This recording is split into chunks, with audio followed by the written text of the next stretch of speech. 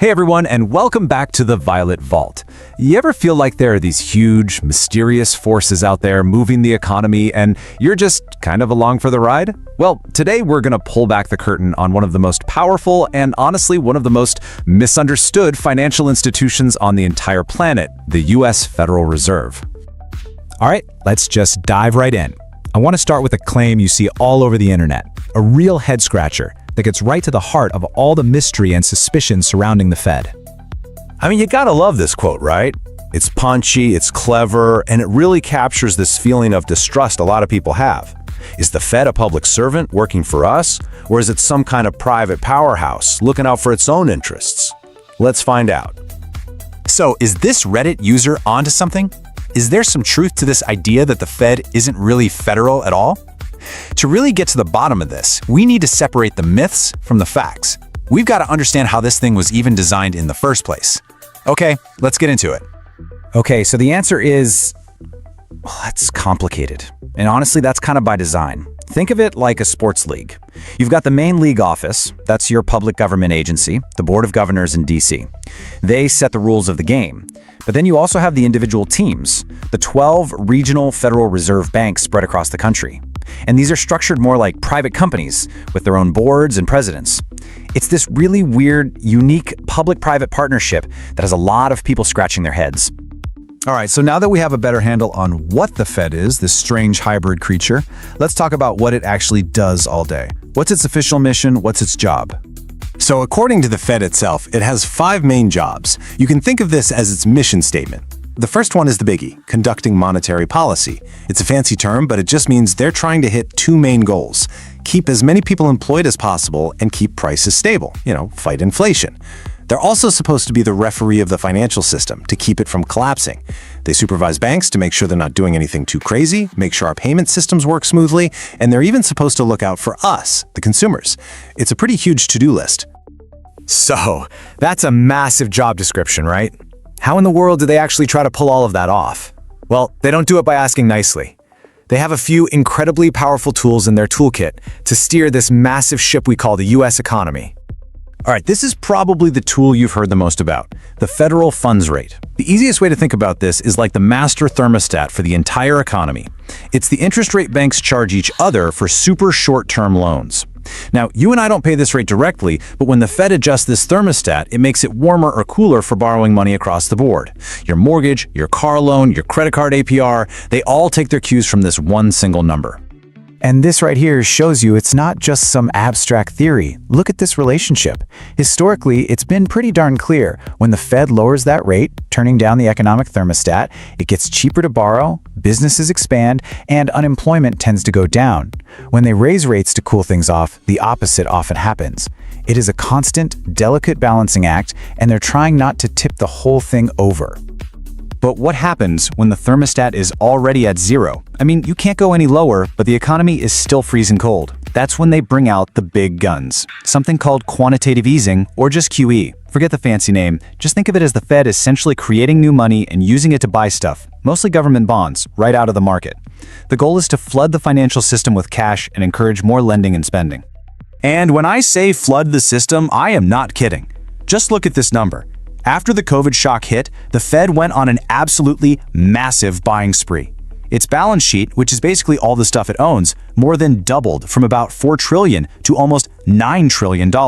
It's a number so huge, it's honestly hard to even wrap your head around. But that's the scale of intervention we are talking about. Now, as you can probably guess, when you start talking about creating trillions of dollars seemingly out of thin air, not everyone is going to be on board. This has kicked off a massive and very intense debate about whether this is helping or actually hurting us in the long run. So let's look at the other side of the coin. A huge, and I mean huge, criticism is that these policies are basically a wealth transfer to the rich. This Reddit comment from What You Know About Money really nails the feeling that a lot of people have. The Fed steps in to save the economy, but who exactly is really getting saved here? And there's a real mechanism behind this criticism. It's not just a feeling. By its very design, when the Fed does QE, it pushes up the prices of financial assets like stocks and bonds. So, who owns most of the stocks and bonds? Well, it's the wealthy. The argument is that while the Fed is trying to keep the whole ship from sinking, they're mostly just inflating the life rafts of the people who already have them, which can make that wealth gap even wider. And it's not just about the stock market. Another really passionate criticism is about what these policies do to things like the housing market. Here's another comment that I think really hits home for a lot of people, especially younger folks. Just think about it for a second. The Fed pushes interest rates to historic lows. On the surface, that sounds great, right? Cheaper mortgages. But what happens? Everyone rushes to buy a house, demand skyrockets, and suddenly you're in a bidding war paying way over the asking price for a home. It can create this really tough situation where the very tool meant to help people can end up pricing an entire generation out of the market. Okay, so we've been throwing around some big ideas here. Trillions of dollars, monetary policy, QE, it can all feel a little abstract, a little academic. You might be sitting there thinking, this is interesting, I guess, but why does this actually matter to me and my life? Well, let's bring it right back down to earth. Because every single one of these decisions hits your wallet, directly. That interest rate on your car loan, the Fed had a hand in it. The ridiculously high APR on your credit card, yep, that too. Wondering why your savings account pays you basically nothing in interest? You can thank the Fed. And it's also the bigger stuff, like the health of the job market when you're looking for work. And of course, inflation, the price you pay for gas and groceries. Its influence is literally everywhere in your financial life. So this leaves us with this giant fundamental question. Can a small group of really smart economists in a room actually steer this incredibly complex, global, multi-trillion-dollar economy, or are there attempts to fix problems just creating new, sometimes even bigger ones down the road? There is no easy answer here, my friends, but what I really want you to take away from this is that understanding how the Fed works is step one to taking control of your own financial journey. Now, I'd love to hear from you in the comments. After hearing all this, what's the first step you're going to take? Let's talk about it. All right, let's talk about Bitcoin. You've heard the name everywhere, right? You see the headlines, the crazy price charts, and you've probably just kind of wondered, what is this thing really? Well, today, we're going to cut right through all that hype and noise. This isn't about whether you should buy it or not. This is about understanding what it is from the ground up. So let's dive in. So before we even get to Bitcoin itself, let's start with a really simple but surprisingly tricky question. Think about any file on your computer, a photo, a text document, anything. You can copy and paste it a million times, right? And every single copy is perfect. Now, imagine that file was $1.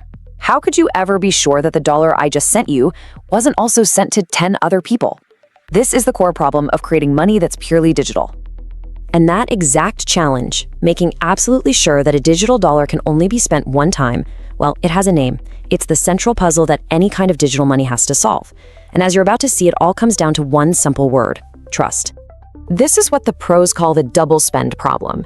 You know, with a physical dollar bill, this is a non-issue. Once I hand it to you, it's yours. It's physically in your hand, not mine. I can't spend it again. But with digital info, it's not so simple. And solving this puzzle without some big company in the middle, well, that's the big idea that made Bitcoin even possible. I mean, for years, we've had a pretty straightforward solution to this. We just trust someone to keep track of it all for us. Think about it. When you Venmo a friend, you're not really sending them digital money. You're just sending a message to your bank. And the bank then goes and updates its own private master list, its central ledger, to say, okay, take money out of this account and put it into that account. The bank is that trusted middleman making sure you can't spend the same $20 twice. So this brings us to the really radical question that was asked back in 2008 in the original Bitcoin white paper.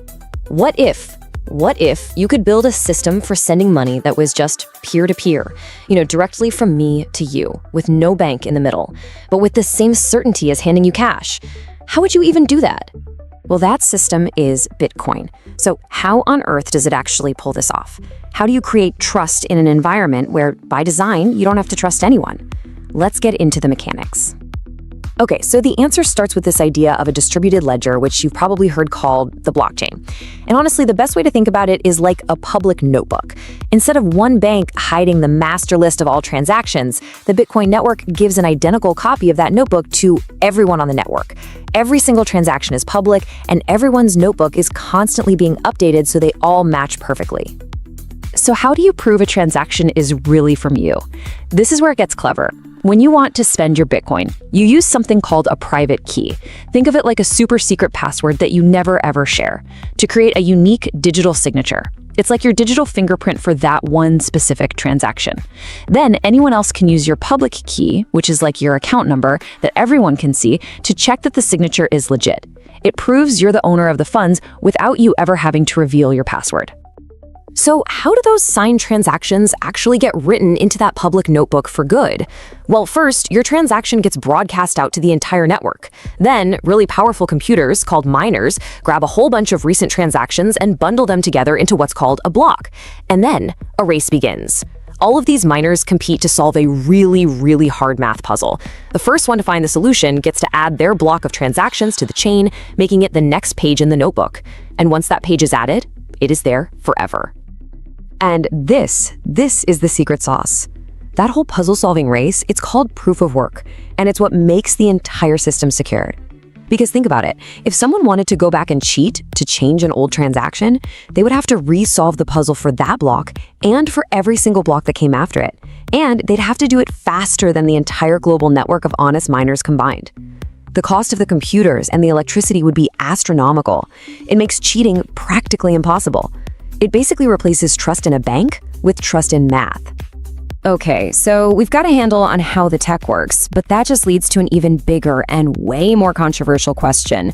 What is Bitcoin actually for? What gives it value? And this, my friends, is where we get into the great debate. And believe me, the arguments on both sides are passionate. On one side, you have the bulls. They point to its fixed supply, that enforceable scarcity. They see a growing network, a system that no single government can just turn off, and maybe even a way to protect your money from inflation. But then you have the bears. They point to the insane price swings, the fact that it doesn't generate any cash flow like a stock, the risk of new regulations, and its history of looking a lot like a speculative bubble. At the very heart of the bull case is this number right here, 21 million. That's it. There will only ever be 21 million Bitcoin created. It's literally written into the code. This absolute, totally predictable scarcity is why you hear people call it digital gold. Unlike government currencies, which can be printed whenever, Bitcoin's supply is set in stone. But just because something is scarce doesn't automatically make it valuable. This quote takes us way back to the 1600s and the infamous tulip mania. For a while, rare tulip bulbs became this massive craze. Prices shot up to insane levels, with people selling their homes just to buy one. And then, the bubble popped. It's a classic warning that sometimes an asset's price can just be driven by the hope that someone else will pay even more for it later. So let's really zero in on one of the biggest claims, that Bitcoin can protect you from inflation. It's a huge part of that whole digital gold story. But what do the actual numbers say? Is it true? Well, this chart is a bit of a reality check. An academic study looked at nearly a decade of data, and what it found was interesting. The correlation between Bitcoin's price and US inflation was basically zero, just about nothing. When inflation went up, Bitcoin just kind of did its own thing. And what's really fascinating is that during the same period, gold didn't do much better. Its correlation was also so low, it was considered insignificant. So at least for this time frame, the data doesn't really back up the idea that either one was a reliable inflation hedge. So let's just quickly recap some of the key challenges here. By its very design, Bitcoin puts security and decentralization first, above everything else. But that means it's slower and can be more expensive than some of the newer technologies out there. Its value isn't based on profits or earnings. It's based on how many people believe in it and use it. And of course, its wild volatility makes it really hard to imagine using it to buy a cup of coffee. And all of this brings us to what might be the most important point of all. Maybe the conversation about Bitcoin's price is missing the bigger picture. Maybe we need to separate Bitcoin, the asset, from the incredible technology that it introduced to the world. I love this quote because it makes the idea so clear. Think back to the dot-com bubble in the late 90s. Hundreds of internet companies with ridiculous valuations went completely bust. But the internet itself, the underlying technology, it didn't fail. It went on to change literally everything. And a lot of people think the same exact thing could be true for the blockchain. Because when you boil it all down, the real breakthrough, the core invention here, is a brand new way to solve the trust problem. For the very first time in history, we have a way for two people who don't know or trust each other at all to agree on something and exchange value online without needing a bank or a government to sign off on it. The potential for that idea goes so far beyond just currency. So that's the big question we're left with. Is Bitcoin itself the final destination, the future of money? Or is it more like the first car, the trailblazer that proved what was possible, whose most important legacy is the revolutionary technology it left for everyone else to build on? That's the question we'll all be watching to see answered. Let me know what you think in the comments below. I'd love to hear your take. Have you ever had that feeling, you know the one, where you feel like you're working harder than ever, but you're just not getting ahead, like you're stuck on a financial treadmill? Well, it turns out the biggest thing holding you back might not be what's in your bank account, but what's between your ears.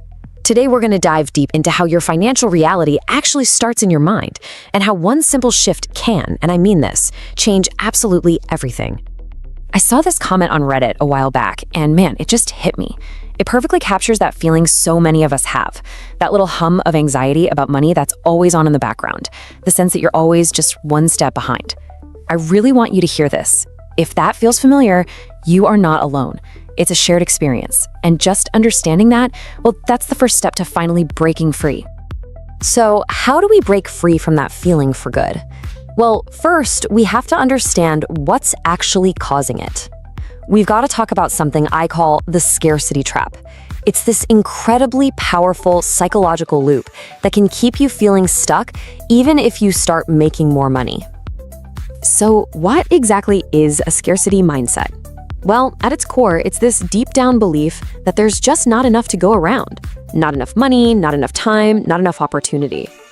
And when your brain believes that, it forces you to focus on what you don't have. You end up in this constant defensive mode, just trying to survive today instead of building for 10 years from now.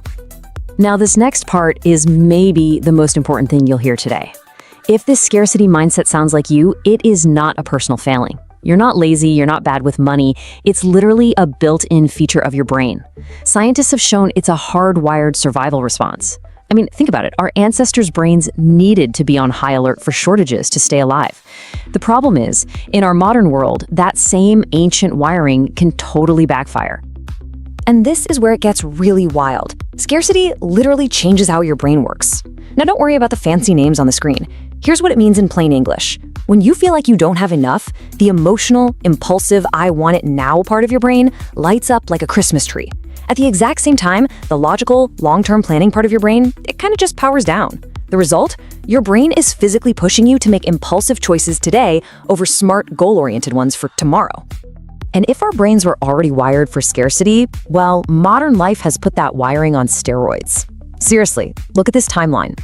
From the very beginning of luxury goods, to Henry Ford making cars something everyone could want, to the TV ads our parents and grandparents grew up with, and now we have social media, an endless 24/7 highlight reel that's basically a machine designed to make us feel like we don't have enough.